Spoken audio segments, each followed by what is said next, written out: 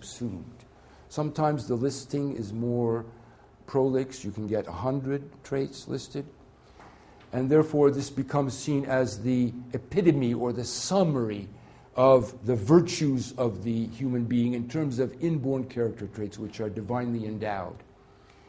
This is the essential function of the leader trait. The aql as the most important single character trait is the one of overseeing or guardianship or what does it have here? Custodian, qayyim.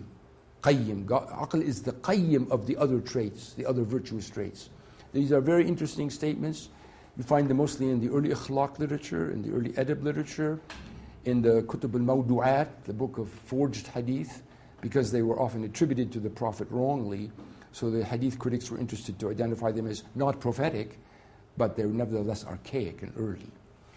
And there's so much one could talk about this. It's a special and detailed topic, the early development of the aql notion in Islamic statements. The next, please. We have already seen this. Professor Awani quoted it. Ja'far al-Sadiq was asked to define the notion of aql. He said, مَا عُوِدَ بِهِ الرَّحْمَنِ وَاكْتُسِبَ بِهِ الْجِنَانِ. It's beautiful because it's mnemonic. You can remember it because it rhymes. But it has profound meaning. What is intelligence? What is reason?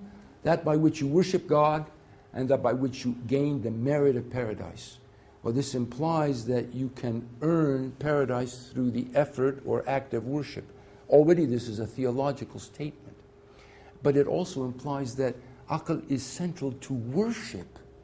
Now, this opens another door to our investigation. Reason and faith are combined in these understandings. The context of this statement, as I mentioned to someone before, was that Ja'far al-Sadiq was asked, wasn't Muawiyah ibn Abi Sufyan one of the great intellectuals or rational people of the early community? And he said, no, he had what seemed like aql, but it was a false kind of aql. It was a worldly intelligence and cunning and wisdom, political smarts. But the real aql is one which serves a religious function. In effect, what we see here, along with many other such statements, is a redefinition of the worldly value of intelligence for the old Arab, which had a this-worldly, prudential, important trait, into the otherworldly context that Islam introduced to the Arab consciousness and to all other Muslims, is that what you do in your worldly life must have an otherworldly result and goal. And so that being very smart in your worldly life might rank you as being dumb or stupid in your otherworldly life. It's not the success of your profane activities that is the mark of your intelligence and wisdom and understanding, but the ultimate overall context of your salvational result, which will mark you as a wise man, right? So people like Muawiyah would have been judged to have been very smart in worldly terms. He was undoubtedly a master politician and knew how to manipulate people and get what he wanted. But in Islamic terms, religious terms, he was considered not smart. The notion of aql had already assumed a religious connotation, right?